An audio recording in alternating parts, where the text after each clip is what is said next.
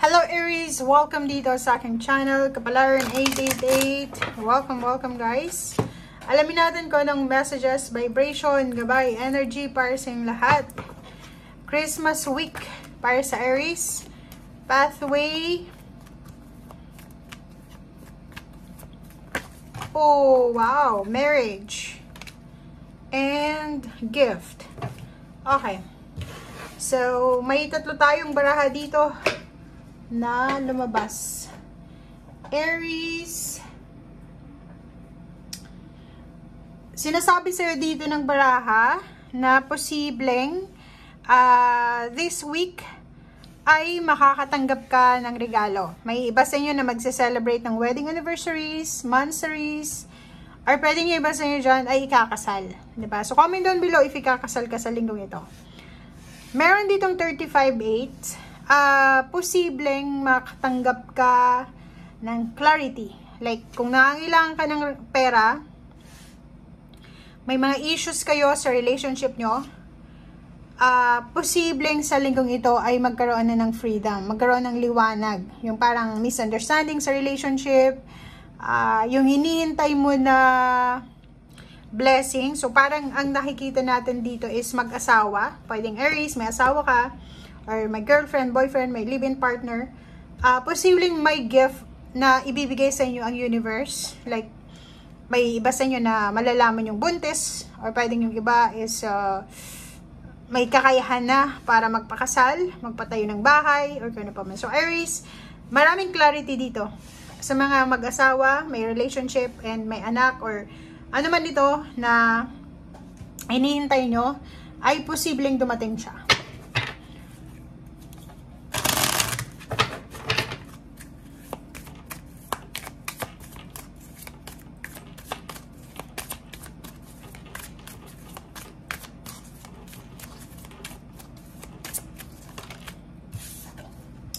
Okay, anxiety.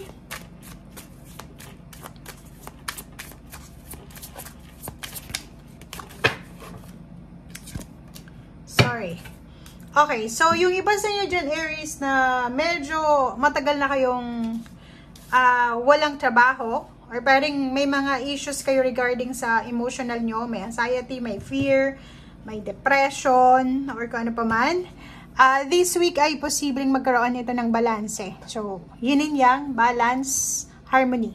So, if ever na marami ka ng mga iniisip, feeling mo wala ng solusyon, eto siya, oh, may parating na solusyon sa mga dahilan ng anxiety mo. Balanse, magkakaroon ng balanse ang buhay mo. So, wag mong masyadong isipin, Aries, na wala nang, kumbaga, tawag dito, wala nang solusyon sa mga problema mo. Okay, wait lang.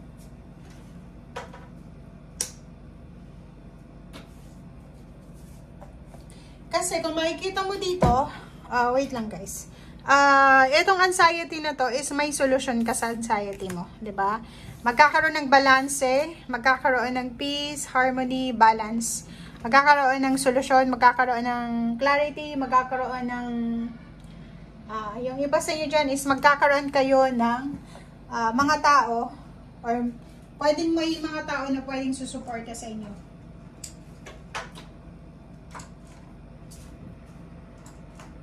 Okay. Okay, pasensya na.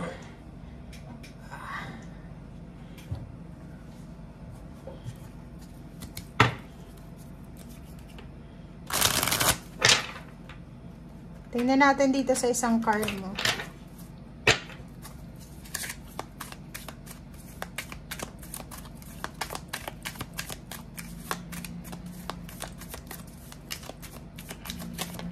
Aries.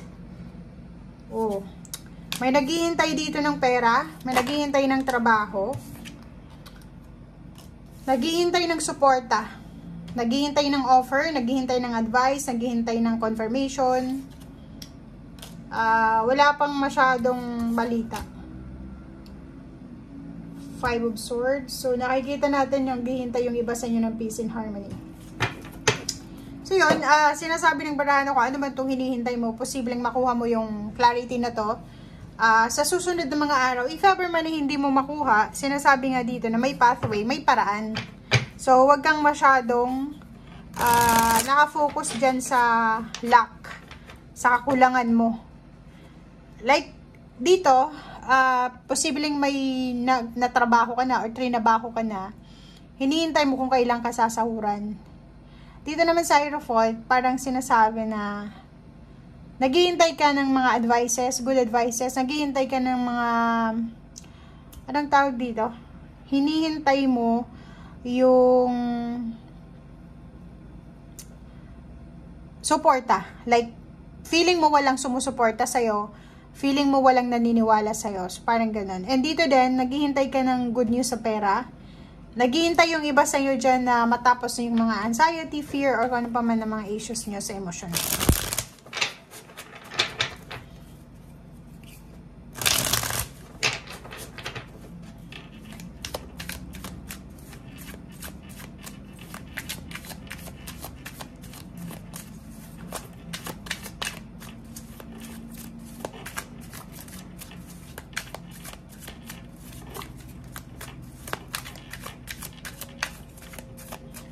Okay, Aries.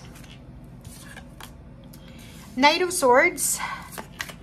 Information. Yan ba yung hinihintay mo?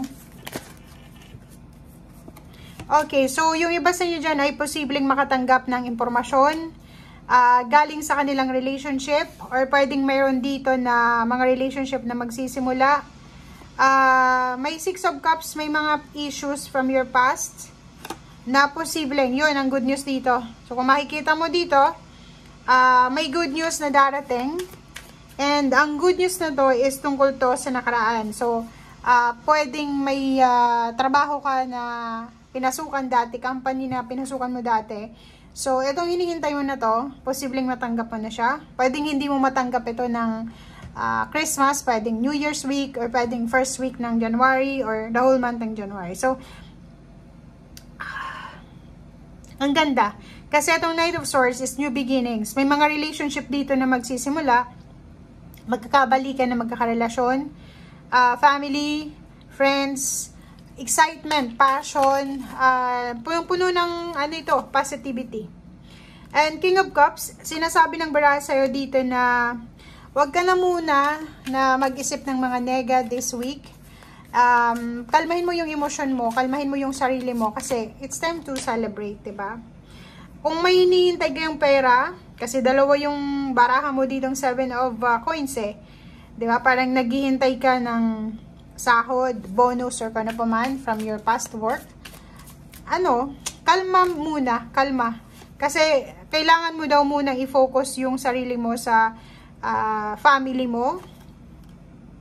Wag ka munang maging negative, 'di ba? Walk away muna sa mga issues na 'yan.